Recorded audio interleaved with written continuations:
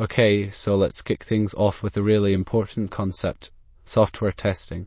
Think of it like this: it's how we make sure our software is actually good. It's all about systematically checking if everything works right and meets what we need it to do. Why do we bother? Well, it helps us find bugs before they cause problems for users, reduces the risk of things going wrong, improves overall quality, and ultimately leads to happier customers. We'll be diving deeper into different types of testing, like manual and automated, in a later step. Okay, let's talk about how quality assurance fits into the bigger picture of software development.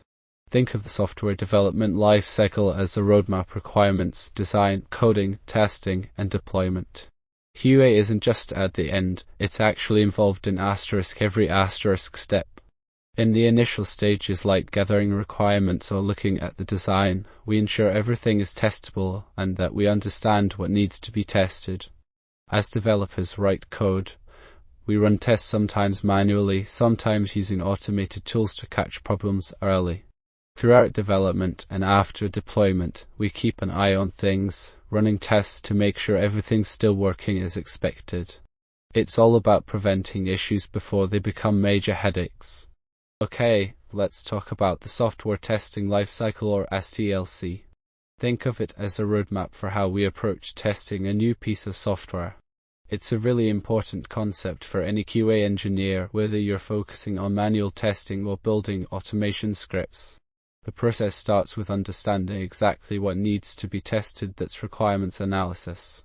Then comes test planning, figuring out the scope of our tests and how we'll do them. Next, we design the actual test cases themselves, both by hand for manual testing and by coding automated scripts. We then execute those tests, whether it's by manually going through each step or running our automated tests. Finally, we close things out, archiving all the reports and reflecting on how well the testing went. The SDLC gives us a clear framework to ensure quality every step of the way. Okay, let's talk about the different kinds of testing we see in QA. There are two main approaches: manual and automation. Manual testing is where a human tester goes through test cases, really digging into things like usability and finding unexpected bugs. It's great for exploring new features or when something isn't quite right. Then there's automation, which uses software to run tests automatically. Automation shines when we need to repeat the same tests over and over again, especially after making changes to the code, or when we want to check how well the system handles a lot of users at once. Okay, let's talk about black box testing. This is all about testing software without needing to know how it works internally.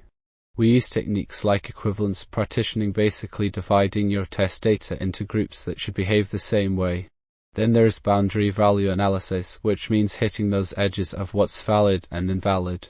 Decision table testing helps us map out every possible combination of input and output.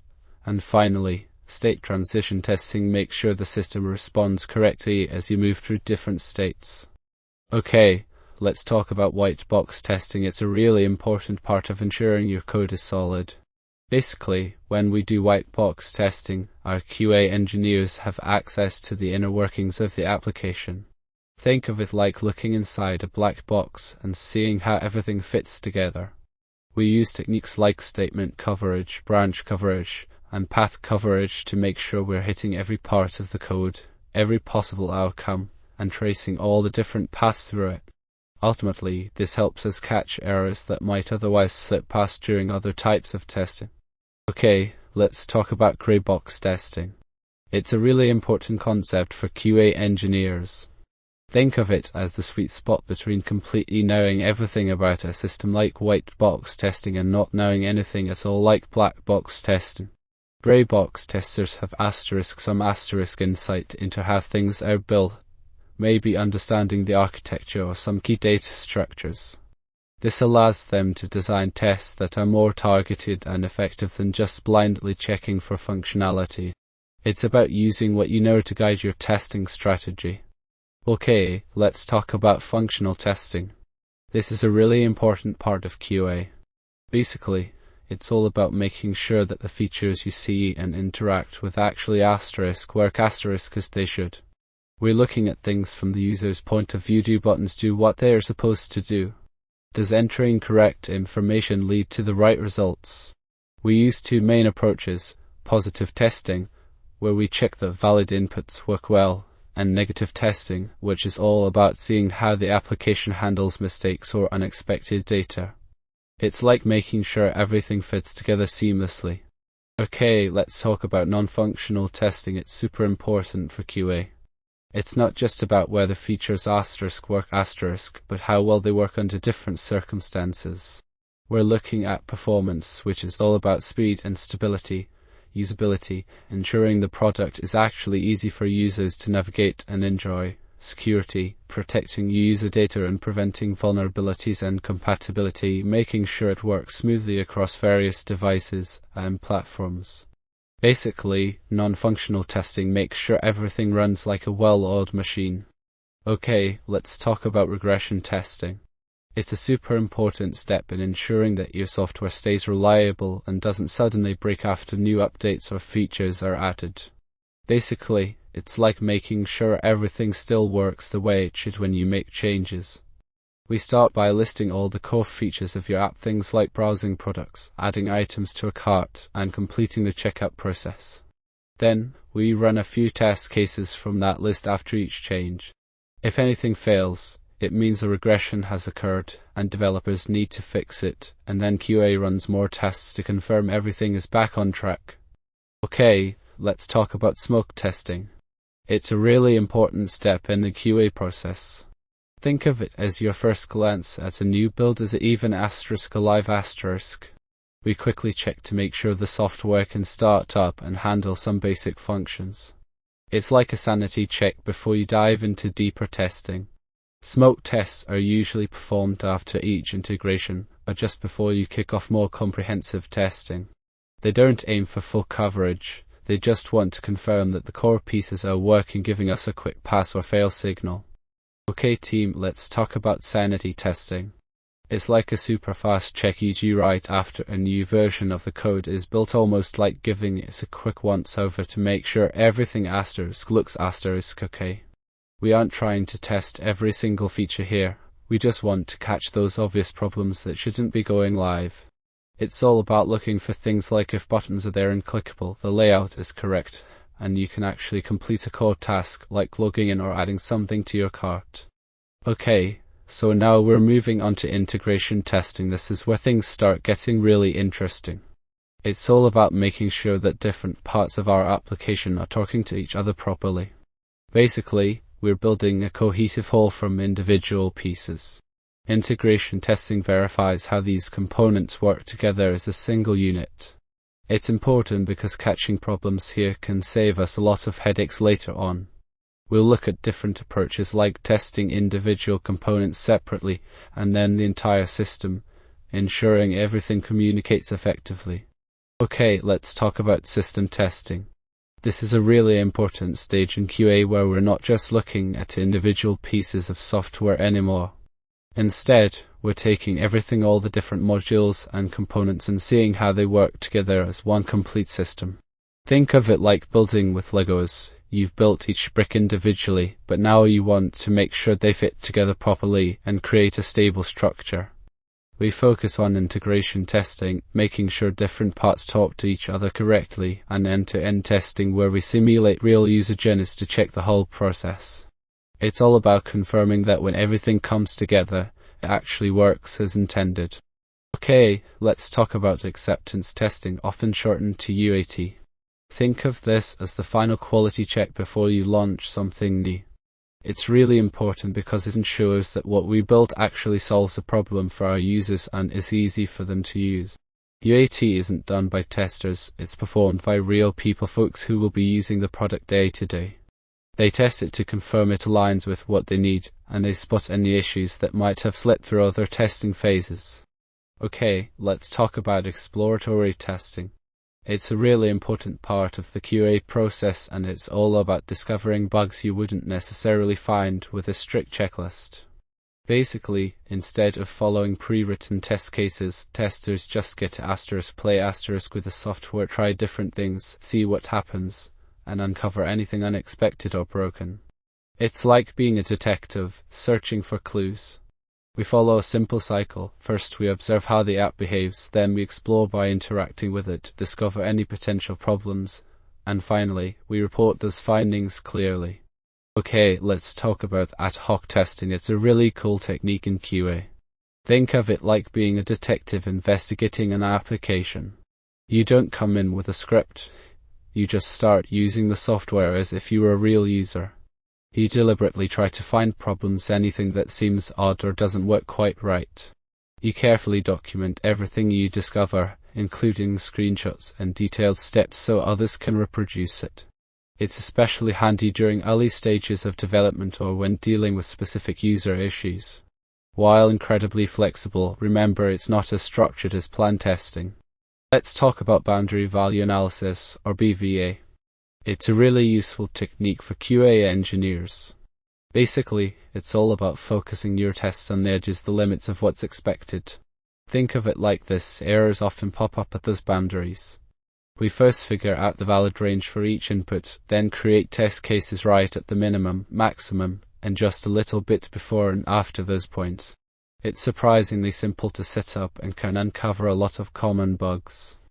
Okay, let's talk about equivalence partitioning. It's a really smart way to think about how we test software. Basically, it helps us focus our testing efforts by grouping similar inputs together. Imagine you have a field that asks for an age like between 18 and 65. We can divide the possible ages into different partitions: valid ones where everything should work, and invalid ones where things shouldn't work. We only need to test one representative value from each of these partitions to ensure our system is robust. It's all about making smart choices and avoiding unnecessary testing. Okay, let's talk about decision table testing, a really helpful technique for QA. It's all about systematically covering every possible scenario in your tests. Essentially, you create a table that lists out all the combinations of inputs and what you expect to happen as a result. You start by figuring out what factors influence your system, like payment methods or discounts, and then map those to the outcomes you want to verify. It's especially useful when dealing with complex rules or processes, ensuring you don't miss any crucial edge cases. Think of it like making sure you've checked every box on a checklist. Let's talk about state transition testing. It's a really powerful way to make sure your software behaves predictably, especially when things get complicated. Basically, we create a visual map of all the different states our system can be in, like idle, loading, processing, or error. Then we figure out how it moves between those states based on what users do or events that happen. It's like tracing a flowchart for your application's logic. We start by building a state diagram, which is a clear picture of all the possibilities. From there, we design test cases to cover each transition, and finally, we run those tests, confirming that the system behaves as expected at every step. Okay, let's talk about use case testing, a really important technique for QA engineers. Basically, a use case is like a story that describes how a user interacts with our system to get something done. It outlines all the steps involved and what we expect to happen at each point. Why does this matter in testing? Well, it helps us make sure we're actually addressing real user needs and catching any unexpected issues. We can break down these use cases into detailed test steps, gather specific data for those steps, and then systematically execute them. It's all about thoroughness. Finally, always document your use cases carefully, that way everyone on the team is on the same page. Okay, let's talk about how to build a solid test plan. Think of it as your guide for testing. It helps you know exactly what to focus on and ensures everything is covered. First, we need to define the scope. What parts of the software are we actually going to test? Then we identify the different types of testing we'll perform, like manual testing or automation. Next, we break down those requirements into individual test cases with clear steps for each one. Finally, we schedule our time and assign resources to make sure everything runs smoothly. Let's talk about test strategy documents. Think of it like a roadmap for your testing efforts, especially important when you're juggling both manual and automated testing. It clearly states the why behind testing, what features are being tested, and exactly how we'll be doing it. We'll cover different types of tests, which environments we need, and even how we'll know when we're done. It also highlights potential risks so we can focus on the most important areas and keep things on track with a clear schedule and resource allocation. Okay, let's talk about designing and managing your test cases. It's really important to start by deeply understanding what the product actually does and looking for any unusual scenarios or edge cases that could cause problems. Then you can use a standard template. Think of it like a checklist with sections for things like priority, step-by-step instructions, what do you expect to happen, and what do you actually see when you run the test. There are several techniques you can employ, such as boundary value analysis and equivalence partitioning, which help you systematically explore different inputs. Don't forget to prioritize your tests. What's most important to check first. And tools like Jira or TestRail make it much easier to keep everything organized and track progress. Okay, let's talk about a really important part of the QA process: test data management. Think of it like this. You can't expect accurate results from your tests if you don't have good data to work with. Properly managing test data, whether we're talking about sanitized real-world information or even entirely synthetic data, simplifies your testing environment, helps you cover more scenarios, and crucially protects sensitive information. There are a few different approaches you can take, like using anonymized production data, creating artificial data that mimics the real thing, or encrypting data to keep it secure. And don't forget, always document your test data strategy. Okay, let's talk about how we handle bugs, the defect lifecycle. It's really important for keeping our software running smoothly. First, a new bug is reported with all the details. Then, it gets assigned to a developer who figures out what's going on. They fix it, and then QA comes back to test that fix to make sure it actually solved the problem. If it didn't, we reopen it. Finally, once the fix has been verified, it gets closed, meaning it's done. It's a continuous process of reporting, fixing, and testing. Okay, so let's talk about reporting bugs. It's a really important part of being a QA engineer. We use different tools to keep track of everything, and the most common ones are Jira, Bugzilla, and Azure DevOps. Jira is super popular with agile teams because it helps manage projects and issues really well. Bugzilla has been around for ages and is still solid, especially in larger organizations or government settings. And then there's Azure DevOps, Microsoft's big package that combines project management, code control, building your software, and tracking bugs all in one place. Basically, each tool does things a little differently, but they all help us make sure we catch every bug before it hits our users. Let's talk about how we categorize defects, specifically severity and priority. Severity is all about how bad the bug actually is. It's the impact on our users or the system. We often rate that as high, medium, or low, with a critical failure being a high severity issue. Now, priority is completely different. It's about urgency, how quickly we need to fix something. It's based on factors like business value and potential risks, so we'll prioritize fixing the most impactful bugs first, even if they aren't the most severe. Understanding this difference between severity and priority helps QA engineers work more effectively with development teams. Okay, let's talk about version control. It's huge deal for QA engineers. Basically, it's like having a time machine for your work. Tools like Git allow you to track every change you make to your test cases, scripts, and bug reports. You create these snapshots called commits, and you can branch off to work on new things without messing up the main version. When you're ready, you merge those changes back together. It makes collaboration so much easier and keeps everything organized, which is crucial for building confidence in your quality results. Okay, let's talk about how testing fits into Agile. Instead of thinking of testing as something that happens at the end, Agile encourages us to build tests alongside our code. That's test-driven development, or TDD. And BDD helps us make sure we're all speaking the same language when it comes to what a feature should actually do. It's all about getting feedback fast and adapting quickly. Basically, testing is woven into every part of the development process, not just a final check. Okay, let's talk about continuous integration and continuous testing, key concepts for modern QA. Basically, CI means developers frequently merge their code changes into a central system and then automatically build and run tests. Think of it like a quick check-in to make sure everything's still working smoothly. Then we have CT, which takes that a step further by automating all sorts of testing, from basic unit tests to more complex integration tests throughout the entire development process. The goal is to find problems as early as possible, so they are much easier and cheaper to fix.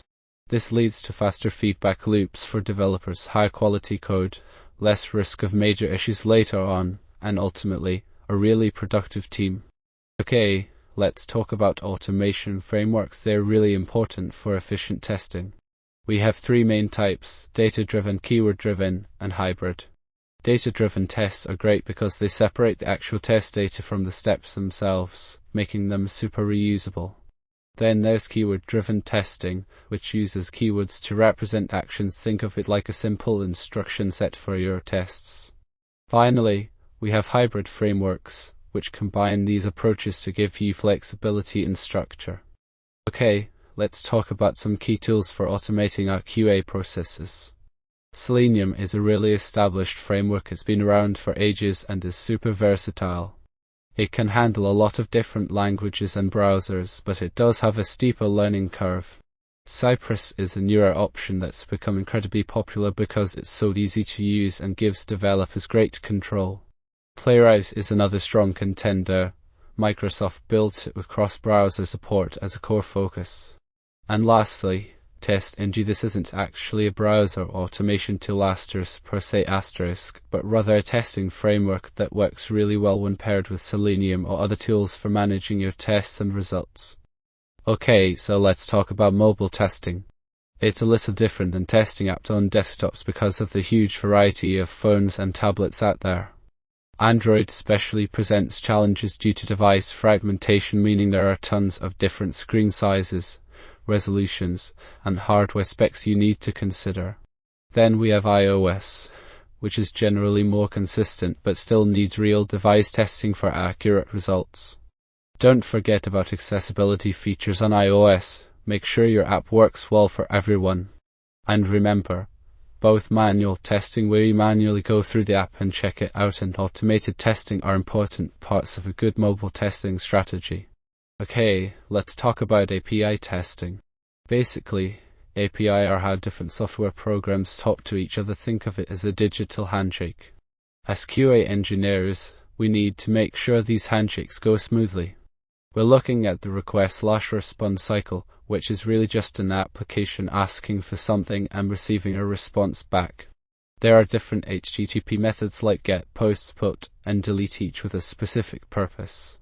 And don't forget about status codes. They tell us whether things went right or wrong. It's all about making sure the communication between applications is reliable. For starters, I recommend starting with simple GET requests to get a feel for how API work. Okay, let's talk about some key tools for API testing.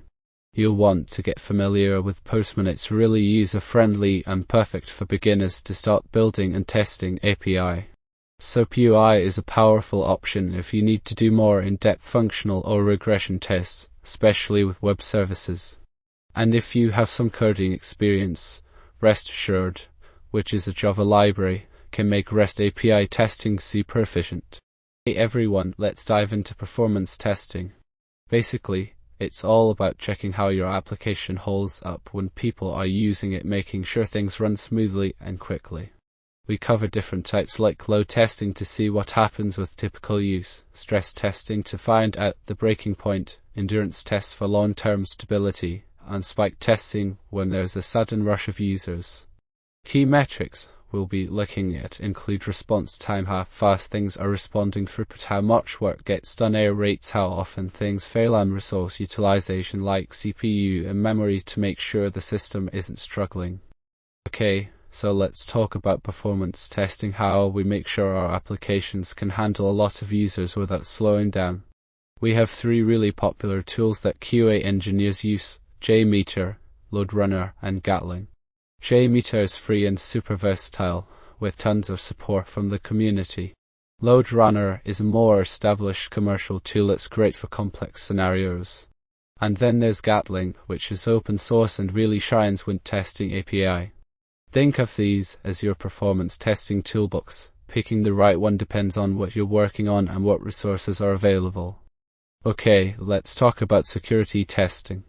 It's a really important part of the QA process because it's all about protecting our data and systems. Basically, there are a few different approaches we can take. First, we have static analysis that's looking at the code itself to spot potential problems before anything runs. Then, we get into dynamic testing, which is like simulating attacks to find vulnerabilities during runtime.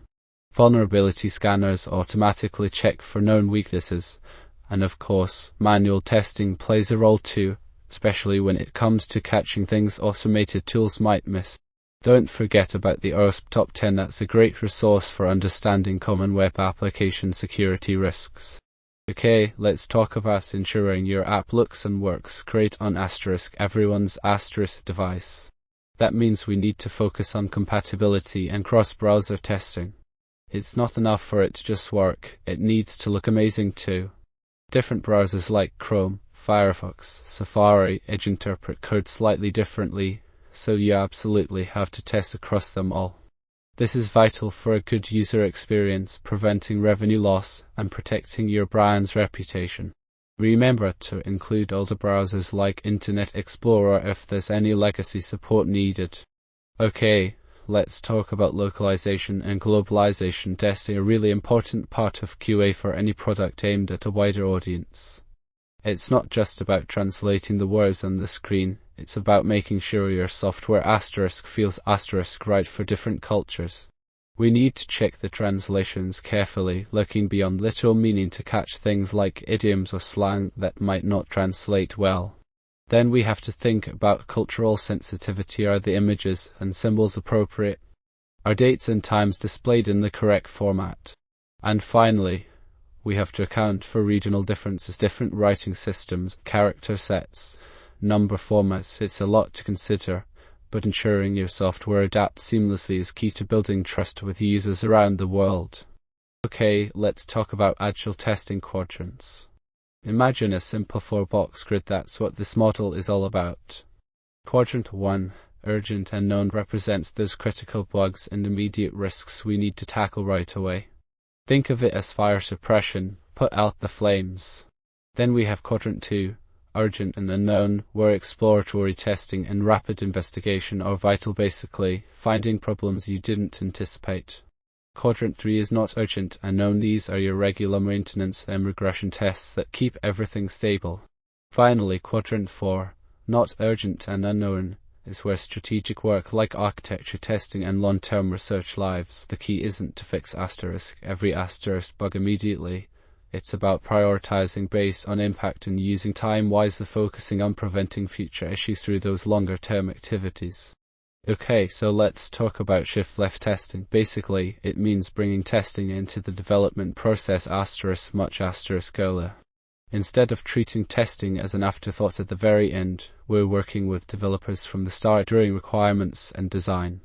It's about making sure we catch issues sooner, which saves time and money in the long run. This can include things like collaborating closely on requirements, using static analysis tools to find potential bugs automatically, and automating unit and integration tests right alongside our code. Okay, let's talk about traceability matrices. Think of it as a map, a visual link between what you need your software to do, the requirements, and how you're testing that it does it, your test cases. It's super important for reducing risk, giving us confidence that we've truly covered everything, and ultimately making our testing process more efficient. The matrix shows exactly which tests are designed to verify each requirement. It has a few key columns: the requirement ID, a description of what needs to be tested, the test case ID, and then a status whether it passed or failed. A good traceability matrix will help us identify gaps in our testing and make sure we're focusing on the most important areas. Okay, let's talk about a really important concept for QA engineers: risk-based testing. It's not enough to just find bugs. You need to figure out which bugs are most dangerous if they happen. We start by identifying potential risk, things that could cause serious problems if they fail. Then we prioritize those risks based on how likely they are to occur and how bad the consequences would be. Essentially, we focus our testing efforts on the areas with the biggest impact. It's a fantastic way to ensure your product is robust and reliable, and automation can really help you here, quickly validating those high-risk areas. Okay, let's talk about managing your test environments. Think of it as building the perfect sandbox for your QA team. A key part of a QA engineer's job is to make sure you have reliable environment set up. This could be virtual machines or containers. We need to provision these with all the necessary software and configurations, keeping everything consistent across different environments like development, staging, and production. It's also vital to set up test data that looks and behaves like real production data, but without any actual customer information. Finally, we have to monitor these environments regularly to spot problems and fix them quickly. Basically, a good environment setup is essential for confident testing and getting your software out the door faster.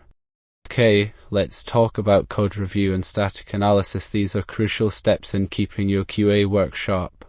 Think of it like this. You're not just looking for bugs after the code is running, you're catching potential problems before they even make it to testing. Manual code reviews involve a human eye, really digging into the logic, making sure everything makes sense and that edge cases are covered. Then we have static analysis tools. These are like super-powered linters that automatically scan your code for common mistakes, security vulnerabilities, and style issues. They're great at finding things you might miss on your own, helping to build more robust and maintainable software. Okay, let's talk about behavior-driven development, or BDD. It's a really powerful way for QA teams to work closely with developers and stakeholders. Essentially, BDD is all about understanding what the software should do from the user's point of view, like, what does the user expect when they do something? We use something called Gherkin scenarios to describe that behavior, which uses a simple given when-then format. These scenarios are then automated, so we get living documentation and can quickly verify if changes are impacting expected user actions. It's really about bringing everyone on the team together to create a shared understanding of the system. Okay, let's talk about behavior-driven development, or BDD. It's all about getting everyone on the same page when it comes to what our software should do. Instead of technical specs, we write user stories that clearly describe how a user would interact with the system. Cucumber, SpecFlow, and Behave are three popular tools that help us implement this approach. Cucumber is versatile and works with various languages like Ruby and JavaScript, while SpecFlow is specifically for NET, and Behave shines in Python projects.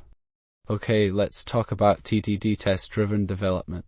It's a really valuable technique for QA engineers, especially when working with automation. The core idea is to write your tests before you write any code. Imagine it like this. First, you define what needs to work, and then you build the code that makes it happen. It follows a simple cycle: red-green refactor. You start by writing a test that initially fails because nothing's there yet. Then, you write just enough code to make that test pass. Finally, you clean up the code and refactor it for efficiency and readability. TDD can really help you design better software, catch bugs early on, and create code that's easier to maintain. Okay, let's talk about how continuous delivery and continuous deployment fit into the QA world. Essentially, we're moving testing earlier in the process, not just at the very end before a big release. Manual testing isn't going away entirely. It's more about adding a layer of quality assurance after automated tests have run successfully. Automated tests are really the core of CD/CD, making sure that new code changes don't break existing functionality through regression and integration testing. And importantly, you want your test environments to be as close to production as possible, so those automated tests give you confidence. Okay, let's talk about the architecture of Selenium WebDriver. Basically, it's a way to control web browsers using code. You have the main component, which is the WebDriver itself. Think of it as the translator between your test scripts and the browser. Then you need a specific driver for each browser, like Chrome driver for Chrome or Gecko driver for Firefox.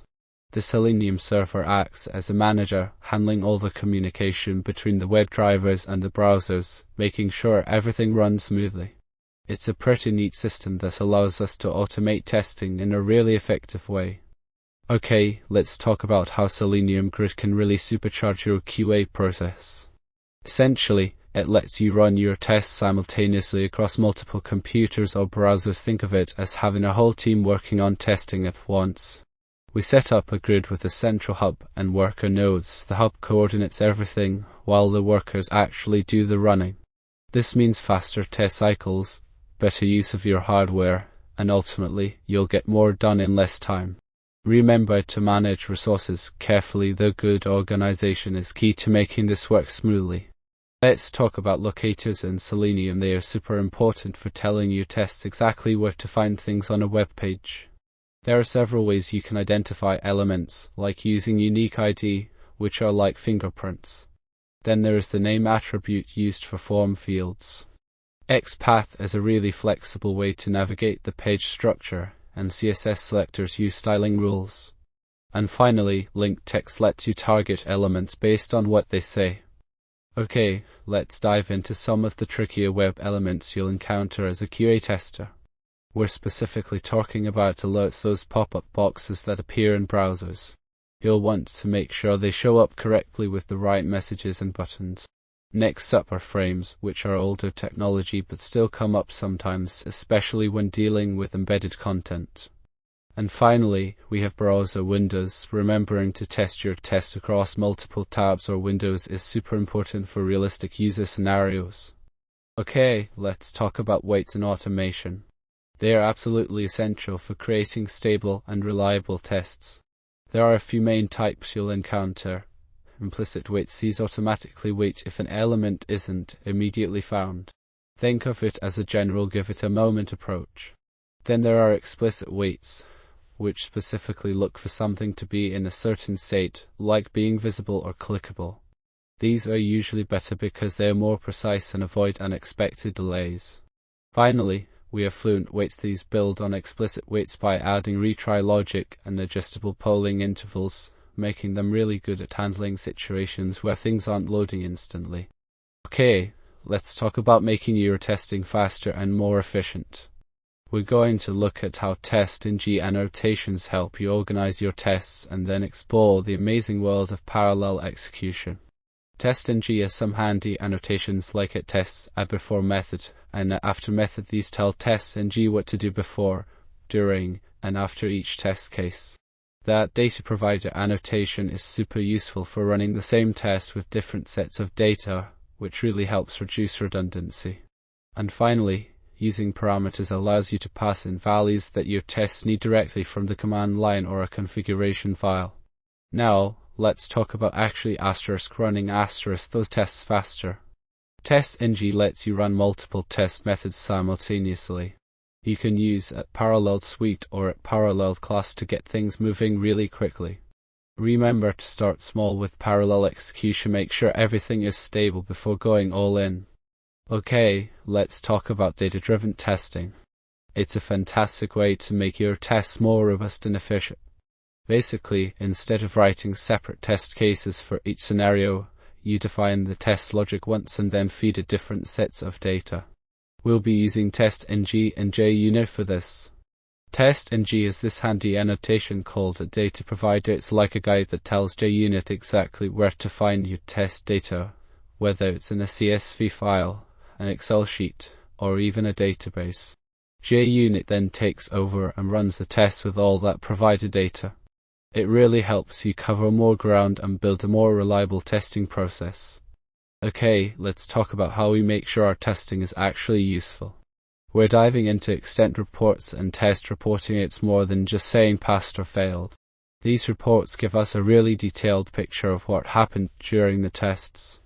They show exactly which tests ran, whether they passed or not, and most importantly, links directly to the specific test case that is an issue. You'll see charts showing trends like how the pass rate changes over time, making it easier to spot problems early on. It's all about improving our coverage, speeding up investigations when something goes wrong, and communicating effectively with everyone involved in the project. Okay, let's talk about getting your automated tests hooked into a CI/CD pipeline. Think of it like this: instead of waiting until the very end to test everything, you're running test * throughout * the development process. When someone makes a change to the code, a commit or pull request, the CI system automatically kicks off some automated tests. If they pass, great. The software moves forward.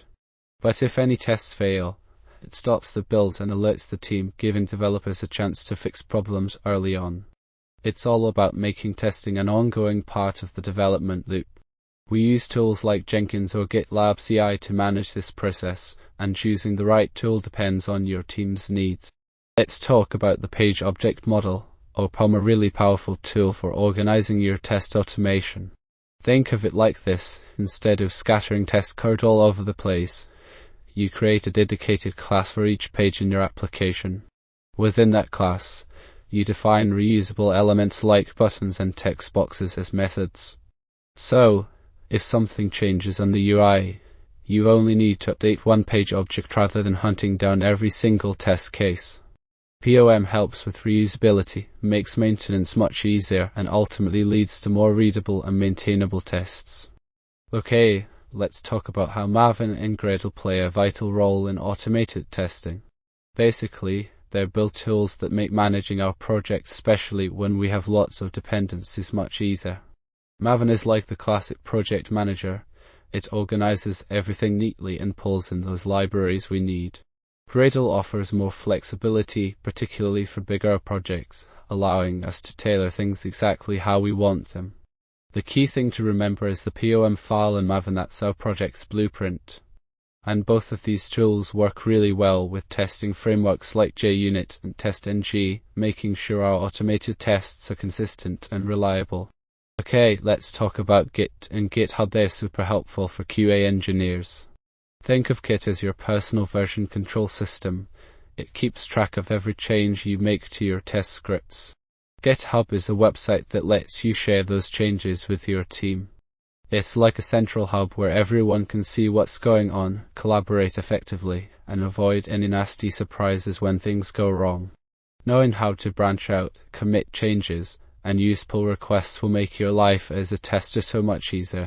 Okay, so when we're designing an API automation framework, it's really important to think about the core components that make it work. We need a way to actually talk to the API, like using a client library. Then, we need somewhere reliable to store our test data, maybe in CSV files or a database. And of course, we'll want some tools for making sure the responses are what we expect, which is where an assertion library comes in. Finally, don't forget about reporting. You'll want to know exactly how your tests performed. Thinking about patterns like data-driven testing and keyword-driven testing can also really help with keeping things organized and easy to maintain. Okay, let's talk about how we can make our testing lives easier when dealing with external services. The problem is that relying on those services like payment gateways or databases can introduce a lot of instability into our tests. They might go down, be slow, or just behave unpredictably. So, what's the solution? Mocking and service virtualization. Mocking essentially means creating stand-in objects that mimic the behavior of these external components. Think of it like giving your test environment a fake version of PayPal to work with. Service virtualization takes this even further by simulating an entire virtual service, handling all the requests and responses as if it were the real thing. It's a really powerful technique for creating reliable and fast tests, especially when dealing with complex dependencies. Okay, let's talk about database testing. As a QA engineer, knowing the basics of how databases work is super important. We're going to cover key areas like making sure your data stays intact, no accidental deletions or corruption. Then we'll look at preventing SQL injection attacks, which are really serious. Performance is also huge. You want your database queries running quickly so things don't slow down for users. And finally, concurrency, handling multiple people using the database at the same time without causing problems. I've included a few basic SQL queries to give you an idea of what kinds of tests you might do. Remember though, those simulated injection examples are purely for demonstration purposes. never use them directly.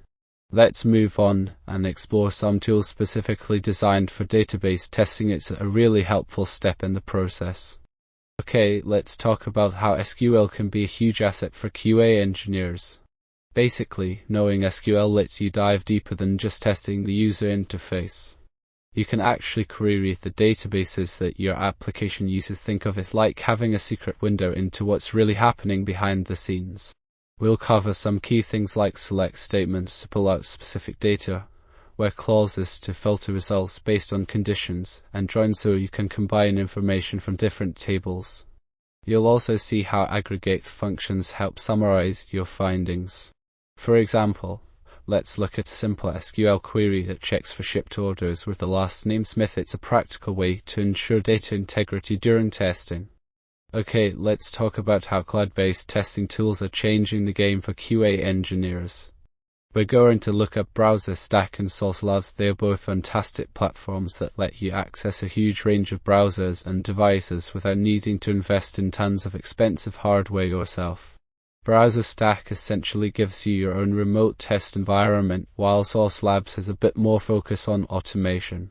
Both offer significant benefits like saving money, speeding up testing, and giving you a really accurate representation of how your app will perform for real users.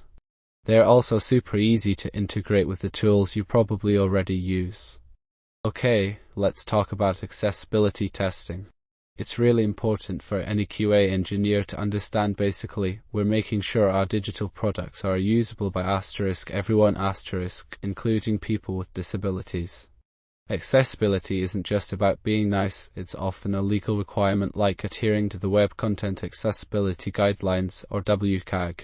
Now, there are two main ways we approach this: manual testing, where you really step into the shoes of someone using assistive technologies, like screen readers, and automation, which uses tools to check for specific violations.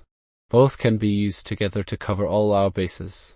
Key areas to focus on include things like making sure we use semantic HTML correctly, providing descriptive alt text for images, ensuring everything is navigable with a keyboard, and checking that there's enough color contrast. Accessibility truly isn't optional, it should be a core part of our QA process. Okay, let's talk about accessibility testing. It's super important to make sure your website or app is usable by everyone, including people with disabilities. We have a couple of great tools we can use: Axe and Wave. Axe is a really handy browser extension and command line tool that automatically finds lots of common accessibility issues. It's like a quick scan for potential problems. Wave, on the other hand, simulates what screen readers see when they navigate your site. It gives you detailed reports with visual keys to help you understand how users who rely on assistive technology might experience your design. Axe is great for the initial check, but Wave helps you really dig deeper and confirm that everything's working as it should for people with disabilities. Using both together will give you the best results. Okay, let's talk about tracking metrics and reporting in QA. It's absolutely crucial for understanding the effectiveness of your testing efforts. Why do we care about metrics? Well, they help us spot trends, like if you're seeing a lot of bugs popping up in a specific area, that's a clear signal to focus your testing there. They also let you prioritize where you should be spending your time and resources. For manual testing, things like bug density, test coverage, and defect escape rate are really useful. And when it comes to automation, we're looking at pass/fail rates, automated coverage, and how quickly the tests run.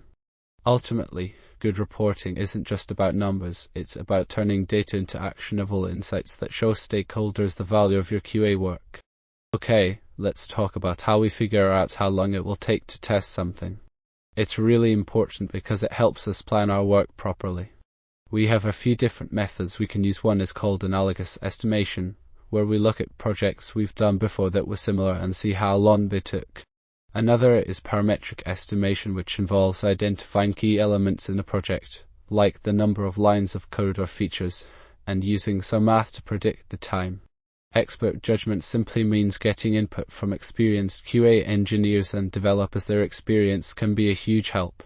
Finally, there's the 3-point estimation, which is a more sophisticated way of taking into account different possibilities for how long something might take.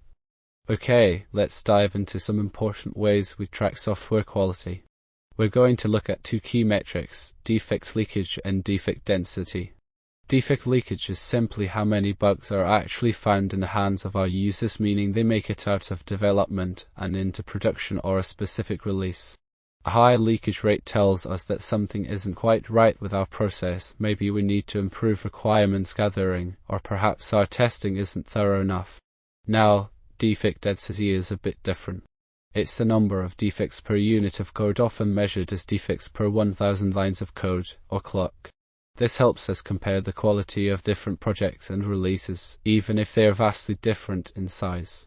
Basically, lower defect density means better code quality and more effective testing. It's all about using these metrics to spot process improvements and ensure we deliver a consistently high-quality product. Okay, so let's talk about how agile ceremonies fit into a QA engineer's workflow. First up is sprint planning. It's really important for us to jump in early and make sure we understand exactly what needs testing and how much time it might take. Then there are daily stand-ups, which are quick 15-minute updates on progress and any roadblocks. Finally, the retrospective. That's where we talk about what worked well, what didn't, and brainstorm ways to make things even better from a QA perspective. Basically, these ceremonies help us stay aligned with the team and deliver the best possible product. Okay, so let's talk about how QA engineers work with the other key players on a project: product owners and developers. Really good QA isn't just finding bugs, it's all about making sure we're building the right product. When you start a sprint, you absolutely need to connect with the PO to really understand what they're hoping to deliver for the user. It's super important to clarify requirements and ask questions. Don't be afraid to say, "Can you explain this a little more?" Also, your input on potential risks is valuable too. Then, when bugs do pop up, and they will, collaboration with the developers is key. It's about working together to reproduce the bug, providing really detailed steps, and discussing how to fix it. Think of it as a team effort. Everyone learns from each other. Okay, let's talk about exploratory testing.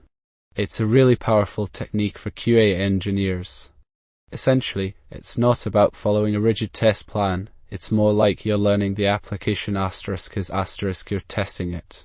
We use things like creative walkthroughs, pretending to be your user and thinking aloud as you go, and controlled chaos, which means intentionally throwing in some unexpected inputs to see how robust the system is. Risk-based testing helps us focus on the areas that matter most, and pair testing can really boost our effectiveness when we work together.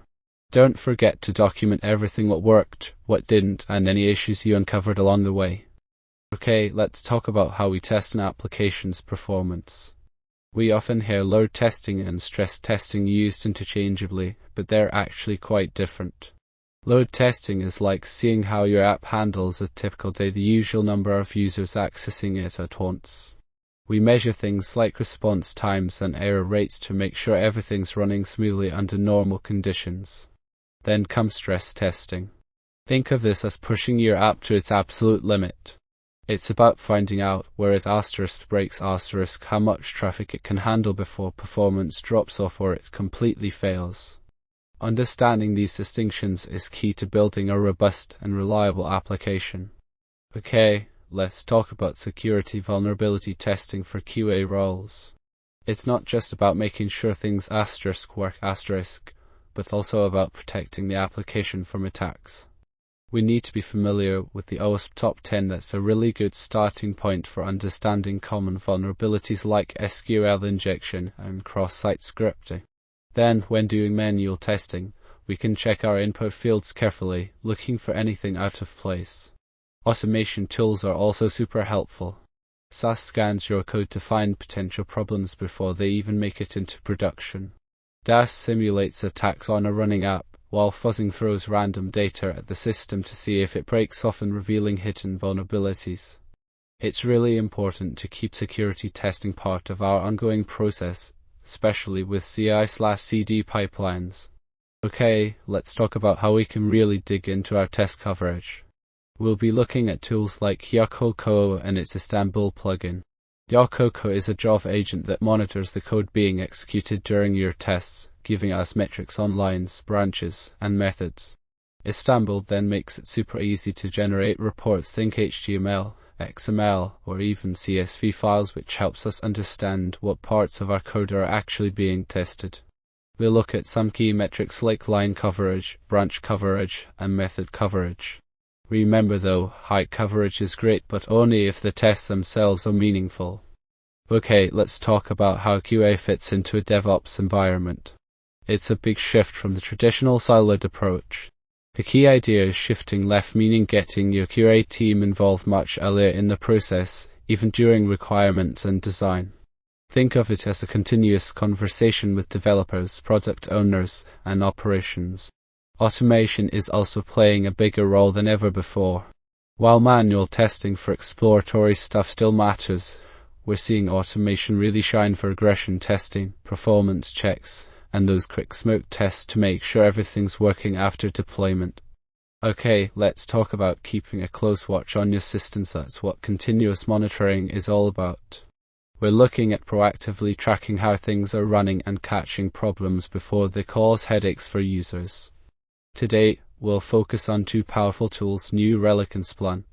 New Relic is amazing because it automatically gathers a ton of data about your application's performance, everything from response times to database queries. It gives you real-time insights. Meanwhile, Splunk acts like a central hub for all the logs coming in from different parts of your infrastructure. It helps you search through all that information and spot patterns you might otherwise miss. Essentially, New Relic feeds its metrics into Splunk, which then analyzes them to trigger alerts if something goes wrong, giving you a really clear picture of your system's health. Okay, let's talk about keeping your automated tests healthy. Think of them like a car. They need regular servicing to keep running smoothly. Without a maintenance strategy, your automation suite can become unreliable, wasting time and resources. We'll cover a few key areas: test stability, making sure those locators, the ways we find elements on the page, stay accurate, managing our test data so it's still useful, and keeping the tools we use up to date. The biggest thing is to establish a process, regularly checking for failures, prioritizing what needs fixing, tracking changes with version control, and documenting everything you do. Okay, let's talk about finding the true reason behind bugs. Root cause analysis, or RCA, is a critical skill for any QA engineer. It's not enough to just fix a reported defect. We need to understand why it occurred in the first place. We use techniques like 5 whys, repeatedly asking why, until we get to the core issue, and tools like fishbone diagrams to visually explore potential causes, often categorized around things like people, processes, or materials. For example, if a user can't complete checkout, we wouldn't just fix the payment gateway, we'd dig deeper with 5 whys to find that there's an issue with how the API key is being managed, like a developer accidentally copying old information. Understanding these underlying causes prevents similar issues from popping up again and ultimately improves our product quality. Now let's move on to discussing how we can put this knowledge into action by creating preventative measures. Okay, let's talk about how we, as QA engineers, approach UI and UX. It's not just about finding broken links, it's about making sure the application is truly usable for people. We need to think about the entire user journey from the moment they land on the site or open the app, all the way through completing their task. Key principles include usability. How easy is it to use? Accessibility. Are we considering users with disabilities? Desirability. Does it look good and feel inviting? And findability. Can people easily find what they're looking for? We'll often use techniques like heuristic evaluations, where we apply established design principles, or cognitive walkthroughs to understand how a user might think through a task. Keep in mind that A/B testing can play a role, but UX testing is really about understanding why something works or doesn't. It's much more qualitative than just looking at numbers. Okay, let's talk about BED, TED, and AT. Think of them as different approaches to getting your software right. BDD is all about defining what the software should do from a user's point of view, like writing stories that describe how someone would actually use it. Then there's TDD, which is a red-green refactor cycle where you write test before you write any code, making sure your code actually works as expected. And finally, acceptance test-driven development focuses on defining the acceptance criteria up front, so everyone knows what needs to be done before development even starts. They all share a common goal: building better software, but they each have their strengths and are suited for different situations. Okay, let's talk about test data. Getting enough good quality data to properly test your software can be a huge time sink. That's where test data generation tools come in. There are several options, from simple spreadsheet templates and libraries like Faker and Python for creating realistic data, all the way up to dedicated platforms that offer advanced features like masking sensitive information. When picking a tool, think about how complex your dataset needs to be. What kind of data you're looking for? Is it just numbers, or do you need names, addresses, and dates? And most importantly, consider how well the tool integrates with your testing environment. Okay, let's talk about cloud testing environments. These are really changing the game for QA engineers. Basically, instead of needing your own expensive hardware and dedicated servers to run tests, you can use services like AWS Device Farm or Browser Stack. They offer massive scalability and flexibility. This means you can quickly spin up new test environments when needed, especially during big releases or regression testing. And because it's all cloud-based, it's often much more cost-effective than maintaining your own infrastructure.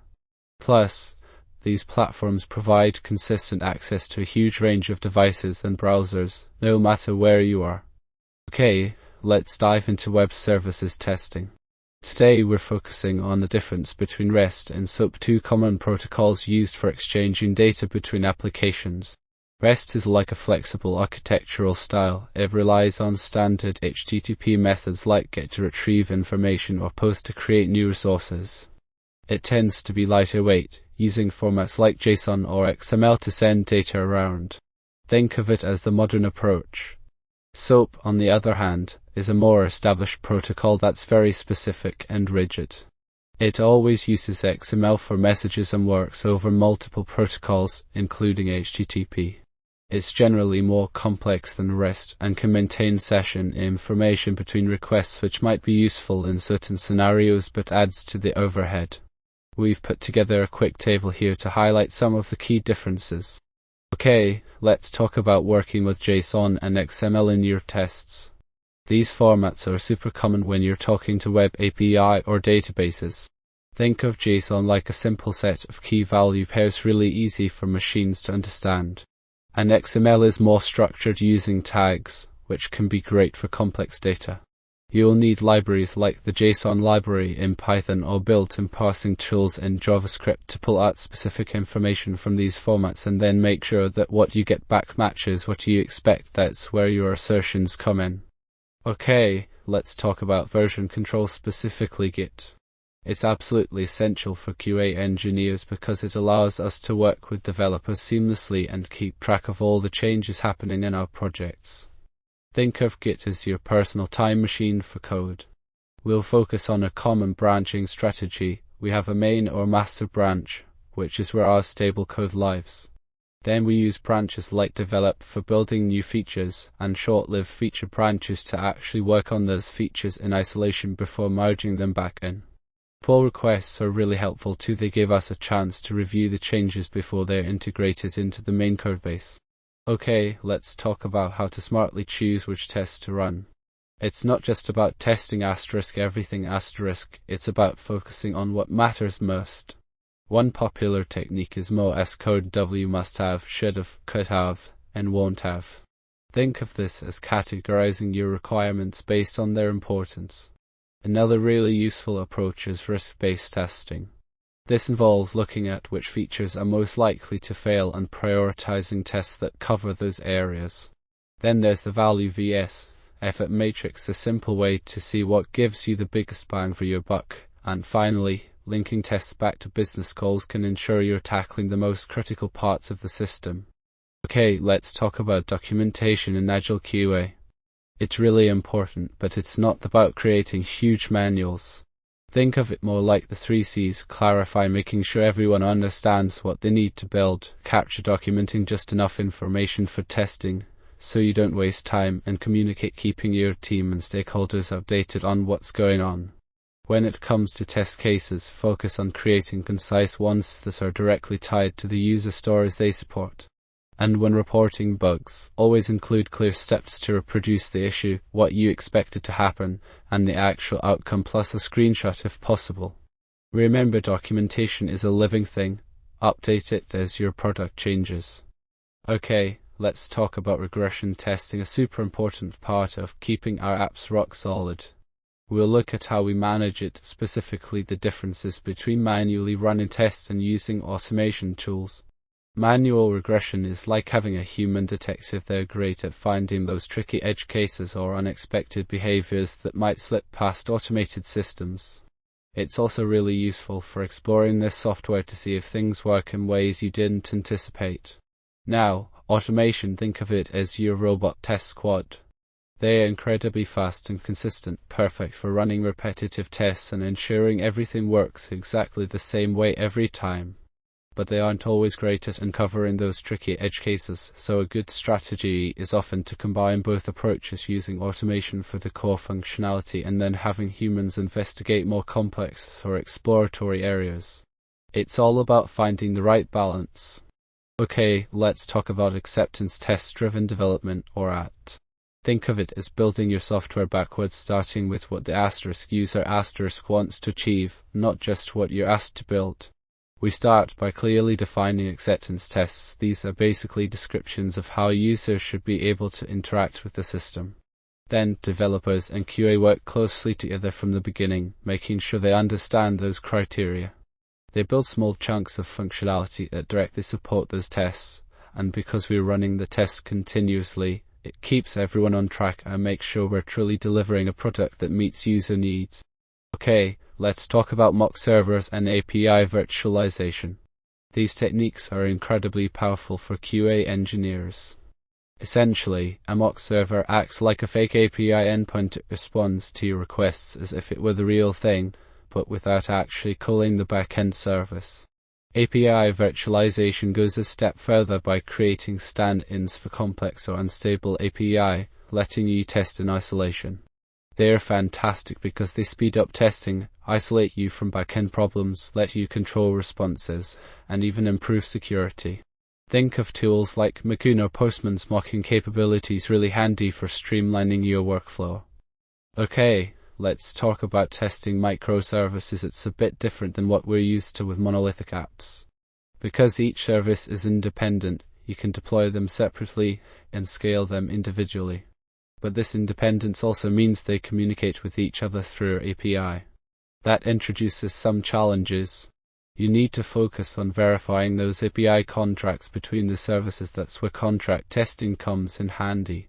Then you'll want to do integration tests to make sure the interactions between the services are working correctly. Finally, end-to-end tests will help simulate how a user would actually navigate through your system.